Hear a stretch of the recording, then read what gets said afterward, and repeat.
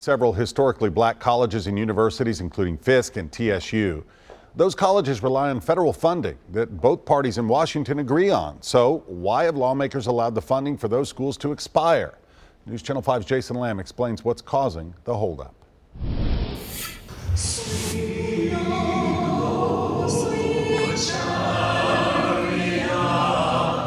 The Fisk Jubilee Singers have long been a tradition in the Mid-State, known by many. But fewer know the reason behind the group's formation. Found on a plaque by the Fisk campus, the group began singing in part to raise money to save the school, eventually raising $150,000 for what is now one of Nashville's historically black colleges and universities. Now, so-called HBCUs like Fisk get federal funding, but that has now expired.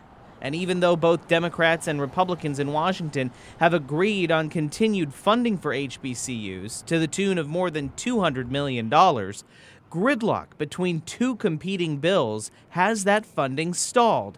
As often happens, the division mainly runs down party lines, with House Democrats proposing a short-term fix, guaranteeing an annual payment of $225 million of federal funding for 2 years.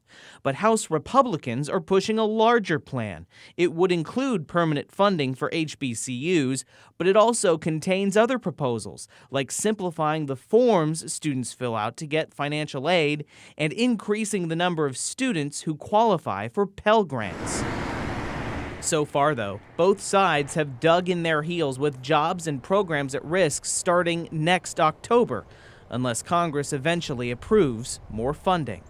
Jason Lamb, News Channel 5.